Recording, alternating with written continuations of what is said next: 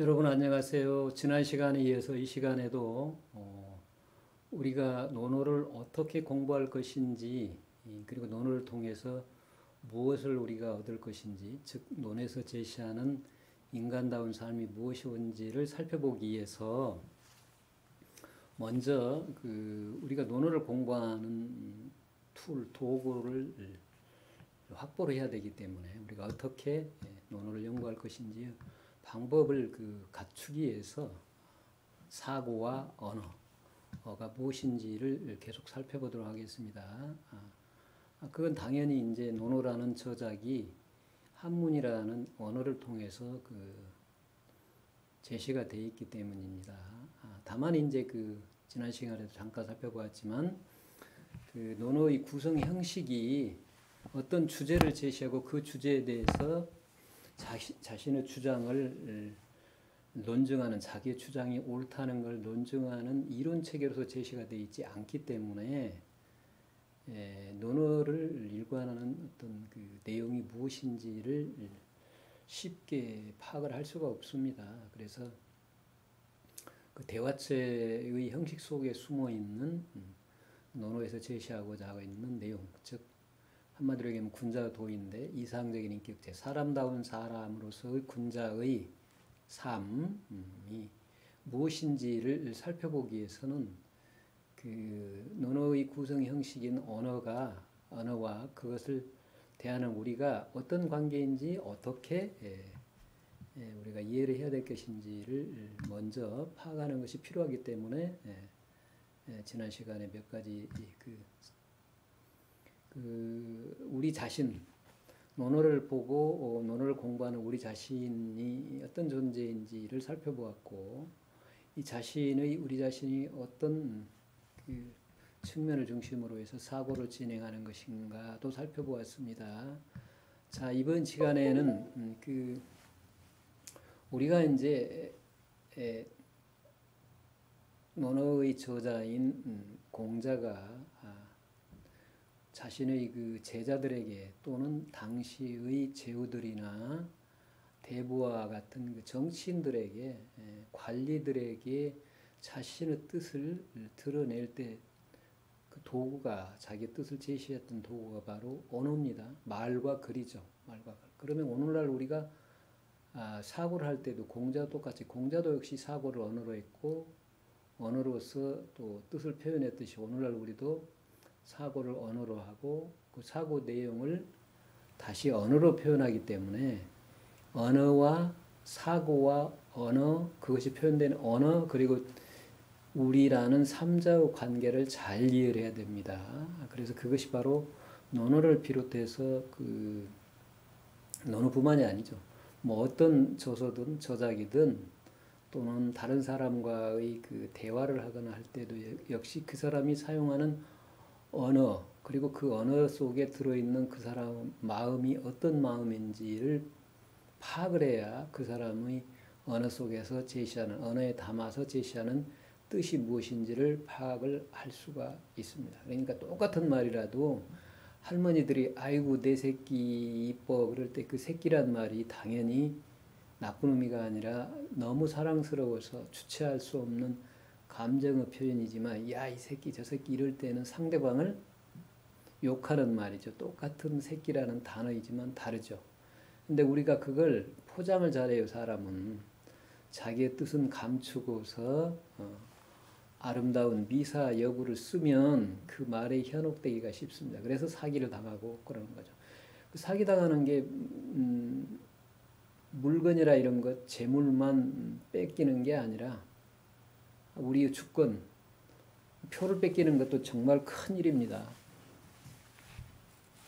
남의 정치인들의 말에 속지 않으려면, 모든 정치인들이 다 그런 건 아니지만 정치인들은 어쩔 수 없죠. 그 표에 따라가는 거기 때문에 때로는 의도적으로 말을 하고 선전선동을 하기도 합니다. 그러니까 자기의 뜻을 감추고 그러기도 해요. 그래서 그런 것들을 잘 파악을 하려면 이 사고와 언어가 어떤 관계인지 이런 걸 잘 파악을 해야 됩니다. 자, 그래서 이제 똑같이 지금 그런 예를 든 까닭은요, 우리가 일상을 살아가는 삶의 과정도 역시 사고를 하고 생각을 하고 그걸 말로 표현하겠고 그 말을 통해서 소통을 하기 때문에 중요하기 때문에 그런 말을 한 거죠.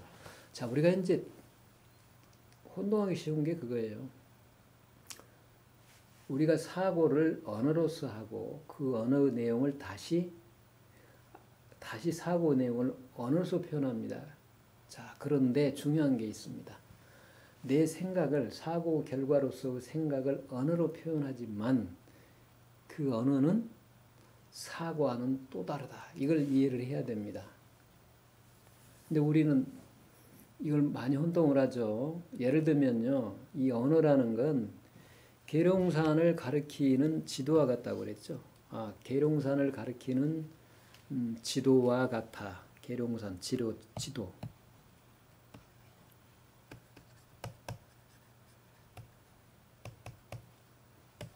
그러니까 지도를 아무리 공부를 해도 계룡산은 모르죠. 계룡산을 올라가는데 도움은 줄 수는 있지만 지도 자체가 계룡산은 아니기 때문에 실제로 계룡산의 때에 따라서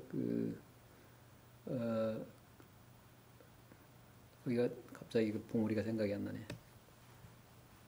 관음봉이나 또 봉우리가 그 높은 봉우리가 산불봉이라는 가보면은요 아래 경치가 다릅니다. 그리고 그 때에 따라서 그 냄새가 다르잖아요. 당연히 다르죠. 근데 그런 냄새, 모습 이런 것들이 지도로 어떻게 다 표현이 됩니까? 다 표현할 수가 없죠. 사실은 그래서 우리가 언어가 굉장히 세밀해지고 그 언어가 갖는 뜻이 많아지면서 현상을 잘 표현해내는 것 같지만 점점 왜곡을 시키는 겁니다. 사실 언어 속에서 그 현상을 보려면은 현상을 볼 수가 없죠. 바로 그것이 계룡산을 나타내는 지도와 계룡산의 관계와 같습니다. 즉 언어를 통해서는 언어 자체만을 보고서는 그 언어가 가리키는 대상으로서의 내용을 올바로 파악할 수 없다. 이게 굉장히 중요한 문제입니다. 그게 이제 왜 이 언어가 문제가 되는가는 여러분들 끊임없이 제가 자주 그 설명을 했었죠. 이 세계 자체는 구분할 수가 없죠. 나와 남이 있다고 육신을 중심으로 생각을 하지만 그건 우리의 생각일 뿐입니다. 나라고 할 때 지금 안경을 쓰고 있는데 안경을 썼을 때 안경도 나인가 아닌가. 안경을 내가 벗어버리면 지독한 그 눈이 나쁜 사람 안 보이는데 나 일부잖아요. 그럼 도대체 어디까지가 나라고 할 수가 있는가. 옷을 입었을 때 나라고 할 수 있는가. 내 장기 속에 말이죠. 그 심장이 약해서 심장을 이제 다른 걸로 인공심장을 넣었다거나 이럴 때도 역시 어디까지가 나인가. 그 기계를 빼버려야 나인가. 근데 그게 빼버리면 죽잖아요. 엄밀하게 말하면 나 안과 밖을 구분할 수가 없어요. 즉 입에서 항문으로 사실은 뚫어져 있잖아요. 구멍이 뚫어져 있습니다. 그리고 피부도 막혀 있는 것 같지만 호흡을 하지 않으면 죽습니다. 그러니까 이 내 몸이라고 나라고 할 수 있는 밖과 다른 것이 구분이 전혀 안 돼요. 내 밖에 있는 공기와 나도 구분이 안 되고 밖에 있는 물과 내가 떨어져 있는 것 같지만 우리가 떨어져 있다고 착각할 뿐이지 구분이 안 됩니다. 전혀. 그래서 이제 우리 몸을 밀입자로 자꾸 쪼개면 세포에서 세포보다 더 작은 단위로 쪼개나가도 형상이 사라져버리고 이처럼 형상을 중심으로 해서 주변에 자꾸 그 공기를 확산을 시키면 지금 여기 스튜디오 밖의 이 건물, 도서관 건물 밖의 이 허공까지 쭉 가면 어떻게 돼요? 저 대기권, 태양계, 우주까지 가죠. 온 우주가 가서 덩어리 한 덩어리입니다. 그런데 나눌 수가 없습니다. 그 나눠버리는 순간 어때요? 우리는 사실은 죽죠?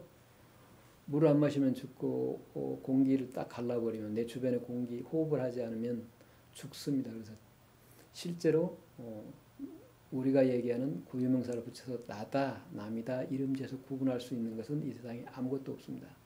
사실 그래서 그렇게 보면은 우리는 언어를 통해서 실제의 세계를 잘 설명한다고. 과학은 설명하는 겁니다. 과학이라는 학문은 현상의 세계를 설명하는 거고 인문학은 의미, 가치를 부여하는 건데 과학적인 측면에서 특히 이제 언어와 다른 수라는 도구를 사용할 때 그 수가 현상의 세계의 차이를 잘 드러난다고 생각하면 사실은 왜곡시키는 거거든요.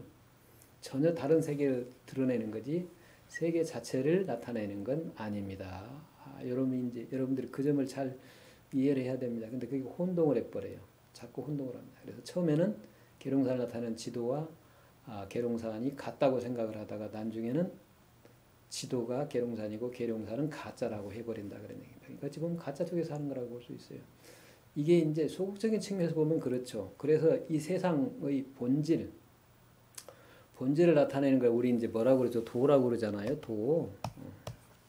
현상이 아닌 본질, 둘로 나눌 수 없는 하나의 세계. 하나의 세계라는 게 원전전자에다가 한자에서 전일적이라고 그러잖아요. 전일하다. 그래서 이제 이건 또는 둘이 아니다. 그래서 불이다 그러는데 이러한 세계를 아는 사람은 결코 어떠느냐? 말을 하지 않는다는 얘기예요. 지자는 불언이라고 그래요. 이게 이제 노자 도덕경에서 나오는 얘기인데요. 이 세상 자체가 둘로 나눌 수가 없음을 아는 사람, 즉 도를 아는 사람은 여기에 뭐가 생략이 되어 있다고 볼 수 있죠. 목적어인 지도죠. 지도. 알지자 그 놈자자 사이. 그러니까 도를 아는 사람은 불언도, 도에 대해서 말을 하지 않고 이게 생략이 되어 있죠. 이 세상이 실제의 세상이 언어로서 표현할 수 없다는 걸 실제로 느끼면요. 말을 한마디도 할 수가 없습니다. 정말. 말을 하는 쪽쪽 걸립니다. 쪼갤 수 없는 세계를 쪼개 나타냈으니 당연히 이 말이 가짜이기 때문에 또 다른 속박이 됩니다. 무슨 얘기를 해주고 무슨 이론 체계를 세우는 순간 그 이론 체계는 가짜입니다. 실제하지 않는 겁니다. 그러니까 어찌 보면 그런 부정적인 측면에서 보면요. 그래서 한마디도 말을 열 수가 없습니다. 그래서 개구적 착이라 그러죠. 개구적 착. 10개짜잖아요. 입을 열어서 이 세상에 대해서 나는 어쩌다 너는 어쩌다 네가 옳다 하다 선하다 악하다라고 하는 순간 뭐라고 말하든 다 틀린 겁니다. 선과 악이라는 고정된 건 없거든요. 이 세상에. 내가 없는데 선악이 어떻게 있겠습니까? 그러니 입을 열어서 인간이 어떻고 올바른 삶이 어떻고 진리가 어떻고 말하는 순간 선이 어떻고 악이 어떻고 너 틀렸다 옳다 그러다 나쁜 놈 좋은 놈 하고 하는 순간 이미 착 끝난다 그런 얘기입니다. 헛소리 한다 말도 안 되는 소리 한다 그러는 거예요. 자 그럼 그렇다고 해서 폐구죠. 입을 닫고 아무 말도 안 하고 있으면 어때요? 상대방이 그러한 전일의 세계, 전일의 세계는 불교에서는 또 빌공자 공이라고도 얘기를 하고 없을 무자로 표현하잖아요. 이게 사실은 없을 무자는 얘기 아니에요. 이 세계 자체가 없다는 얘기는 아닙니다. 이 세계를 우리의 사고에 의해서 구분하고 쪼개서 말로 표현하잖아요. 이것과 저것을 먼저 사고로서 첫 번째는 사고로서 나누죠. 그 나눈 결과를 언어를 통해서 표현해요. 그래서 달리 표현해. 이것과 저것 그래서 분별이라고 그러잖아요. 그러니까 분별의 결과 언어를 통해서 어떤 이론 체계를 만들어내고 한 것은 분별의 결과예요. 나누지 않고서는 이 세상을 표현할 수 없습니다. 한마디도 말할 수가 없습니다. 그러니까 그렇다고 말을 하지 않고 가만히 있으면 어때요? 전이라는 세계, 공의 세계를 이 사고를 통해서 세상을 표현할 수 있다라는 것도 말이거든요. 그 말을 하지 않으면 그냥 본래 말하면 실제의 세계가 말을 통해서 표현하는 실제 세계가 있는 줄 다 알고 있기 때문에 그렇게 할 수밖에 없습니다. 즉 지금 이 말도 제가 여러분한테 해드리는 말이고 도덕경의 그 저자라고 생각되는 노자가 됐든 또 논어의 저자인 공자가 됐든 누가 됐든 다 어떻습니까? 모두가 다 말을 했기 때문에 어긋난 겁니까? 헛소리를 하는 겁니까? 그 말입니다. 즉 지자 불언이요 원자는 부지라고 얘기했다. 즉 언도자 도에 대해서 말을 하는 사람 부지도 도를 모른다. 이게 그 노자가 한 얘기예요. 근데 도덕경 82장 약 5천자라고 얘기하거든요. 5천자. 5천의 글자로 되어 있는 도에 대해서 말을 분명히 얘기했습니다. 지금 도를 아는 사람은 도에 대해서 뭐라고 말을 하지 않고 도에 대해서 말을 하는 사람은 도를 모른다라는 것도 노자가 이미 말을 한 거예요. 그러면 이 말은 이 노자의 이 말은 늙은 선생, 노숙한 선생님의 그 말은 이 말, 도에 대해서 말하는 사람은 도를 모르고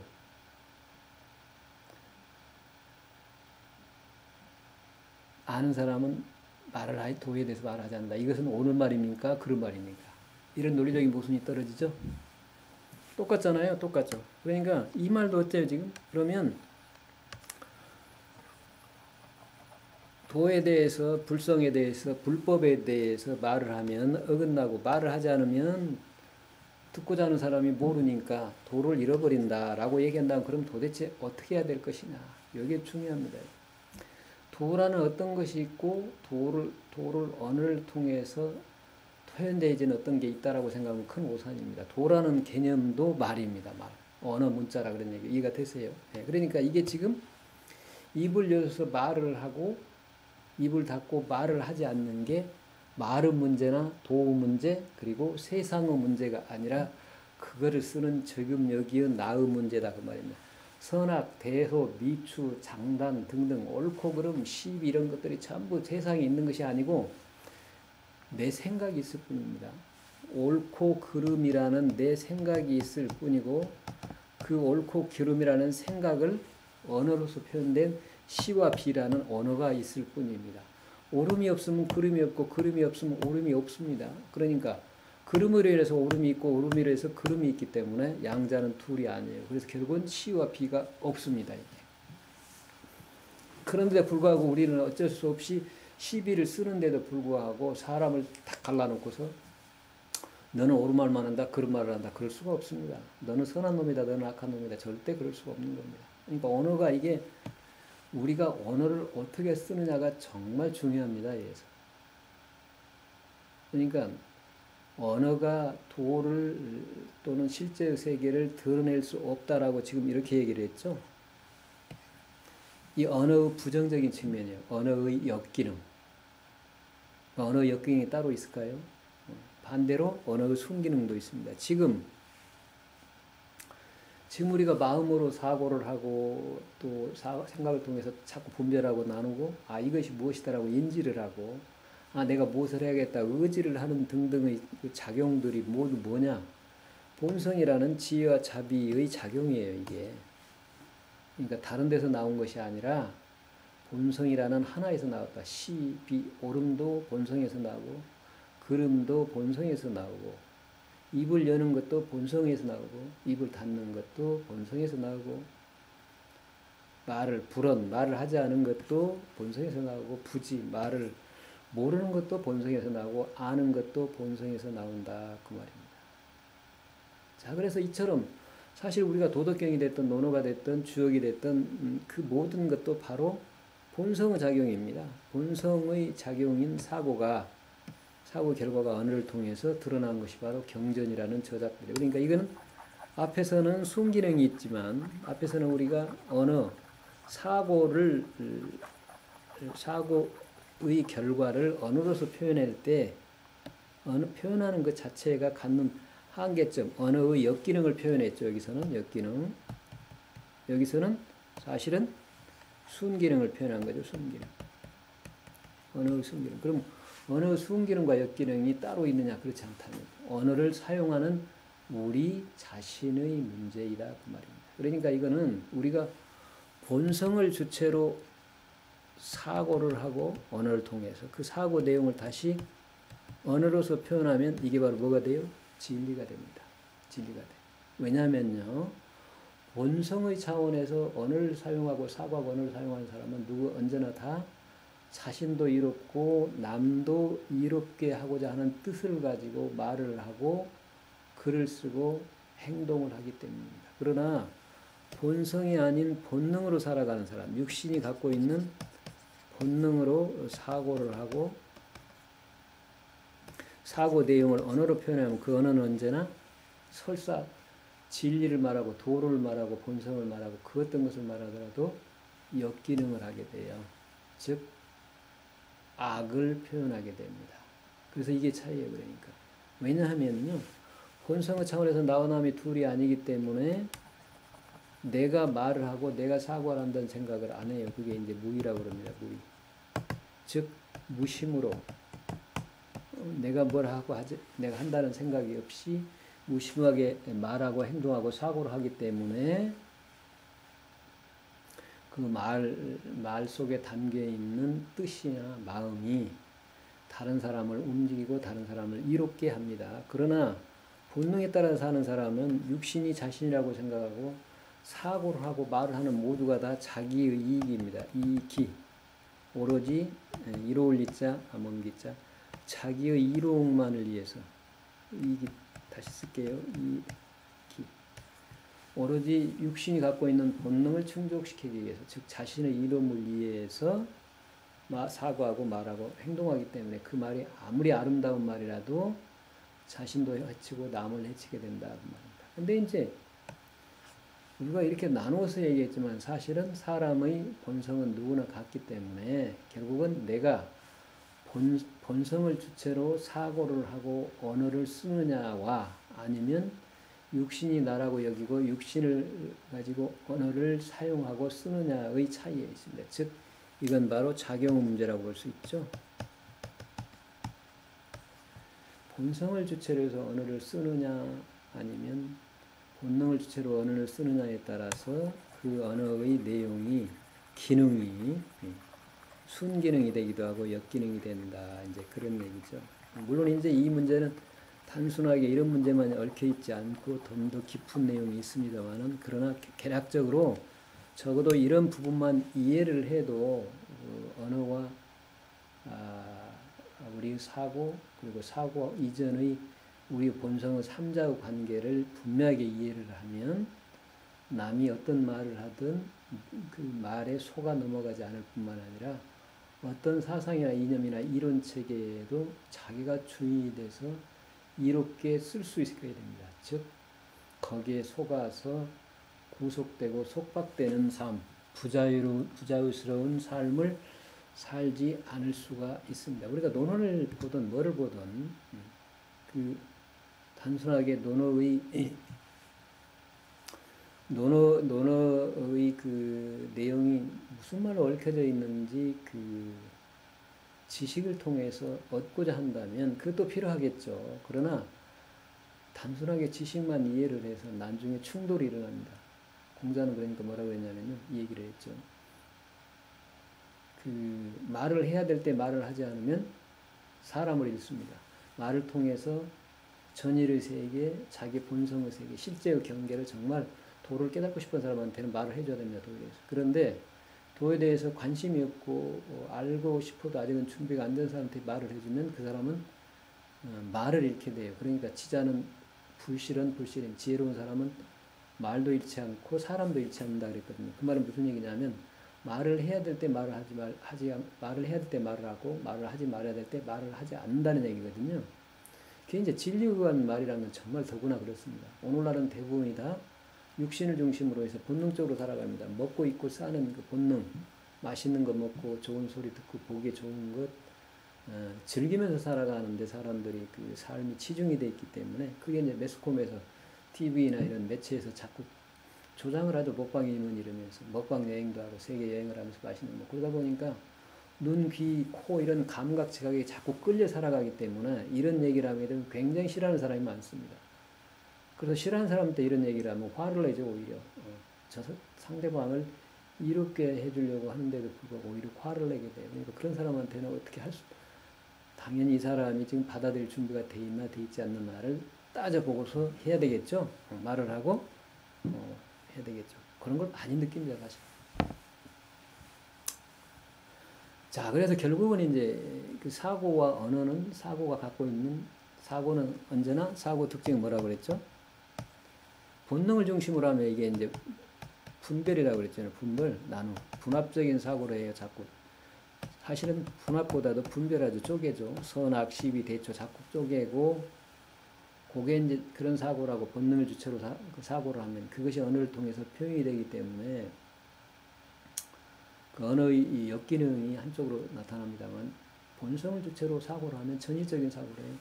분합이 자유롭습니다. 쪼개고 합하고 둘러보고 하나로 보는 게 자유로워요. 그래서 이제 이게 지금 그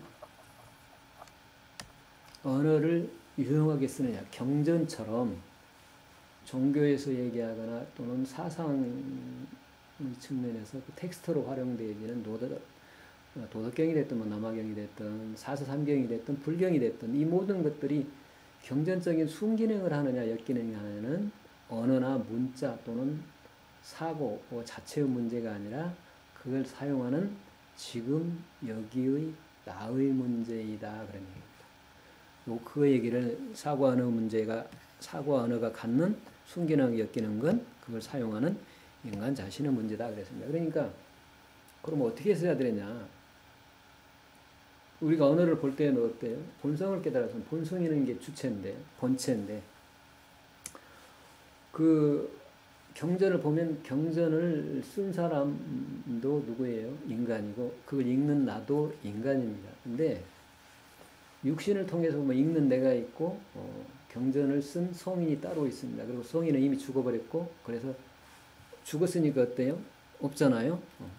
우리 참 그렇게 생각을 하죠. 사망 그리고 생존 그래요. 이게 잘못되어 있습니다. 죽으면 사라져버리고 살 때만 있다, 존재한다라는 얘기는 뭐예요?